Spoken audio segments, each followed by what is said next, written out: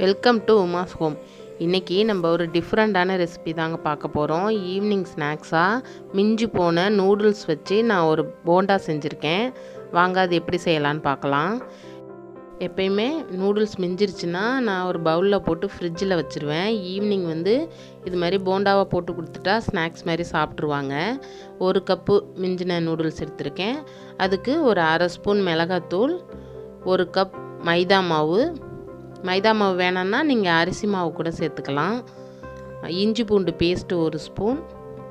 இந்த மசாலாவுக்கு தேவையான அளவு நம்ம கொஞ்சம் தேவையான அளவு சால்ட்டு சேர்த்துக்குங்க. இதுக்கு கொஞ்சம் கடலை மாவு ஒரு கப் எடுத்திருக்கேன். இப்போ இது எல்லாத்தையும் நம்ம ஒரு பவுலில் சேர்த்து ஒன்றா மிக்ஸ் பண்ணிக்கலாம். இதுக்கு நம்ம தண்ணி எதுவும் சேர்க்க தேவையில்லை. நான் நூடுல்ஸ்லேயே வெஜிடபிள் கொஞ்சம் சேர்த்துருந்தேன். நீங்கள் இன்னும் வேணும் அப்படின்னா நீங்கள் இது கூட வெஜிடபிள்ஸ் சேர்த்துக்கலாம். வெங்காயம், கேரட்டு, துருவின கேரட்டு இதெல்லாம் கூட சேர்த்துக்கலாம். இது கூட இப்போ நம்ம எல்லா மாவையும் போட்டு ஒன்றா நம்ம பிசைஞ்சு எண்ணெயில் ஃப்ரை பண்ணிக்கலாம்.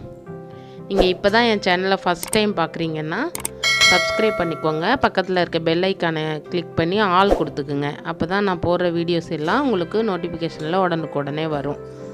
இப்போ இது எல்லாத்தையும் நம்ம தண்ணி எதுவும் சேர்க்காமல் கொஞ்சம் கொஞ்சமாக அப்படியே சாஃப்டாக பிணைஞ்சு எடுத்துக்கலாம்.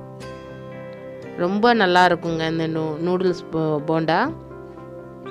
நூடுல்ஸ் செஞ்சு நம்ம ஆறிடுச்சுன்னா நம்மளால் சாப்பிட முடியாது.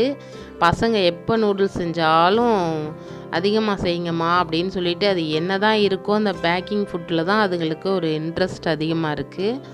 அதை செஞ்சு இந்த மாதிரி என்றைக்காவது மிஞ்சி போகிறத நான் எடுத்து ஃப்ரிட்ஜில் வச்சுட்டு இந்த மாதிரி ஈவினிங் செஞ்சு கொடுத்துருவேன். நல்லா ஆயில் ஹீட் ஆகட்டும். ஆனால் நல்லா ஹீட் பண்ணிவிட்டு சிம்மில் வச்சுட்டு நம்ம இந்த போண்டா போடணும். அது மாதிரி டைட் பாலாக போட்டுற வேண்டாம். லைட்டாக சாஃப்டாக அப்படியே எடுத்து கிள்ளி போட்டுருங்க. அப்போ தான் உள்ளேயும் நல்லா கிறிஸ்பியாக வேகும். சிம்லேயே வச்சோம்னா தான் உள்ளேயும் நல்லா வேகும். அடுப்பு நிறைய வச்சு எரிச்சிட்டோன்னா அது கருகிடும், சாப்பிட நல்லா இருக்காது, உள்ளேயும் வேகாது. இது மாதிரி பொரித்து எடுத்துக்க வேண்டியதான்.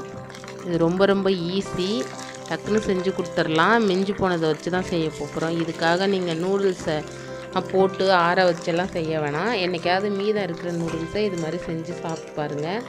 ரொம்ப டேஸ்ட்டாக இருக்கும். இது சாஸ் கூட வச்சு சாப்பிட ரொம்ப நல்லாயிருக்கும். சாஸு, பிக்கிளு அந்த மாதிரி எது கூட வேணாலும் வச்சு சாப்பிட்லாம். இதையும் நீங்கள் உங்கள் வீட்டில் செஞ்சு பார்த்துட்டு எனக்கு கமெண்ட்ஸில் சொல்லுங்கள். உங்களுக்கு வேறு எதுவும் டிஃப்ரெண்ட்டான ரெசிபி வேணும்னாலும் சொல்லுங்கள், நான் கண்டிப்பாக செஞ்சு காமிக்கிறேன். இந்த வீடியோ உங்களுக்கு பிடிச்சிருக்குன்னு நம்புகிறேன். பிடிச்சிருந்தா லைக் பண்ணுங்கள், ஷேர் பண்ணுங்கள். மறக்காமல் எங்கள் சேனலை சப்ஸ்கிரைப் பண்ணிக்கோங்க.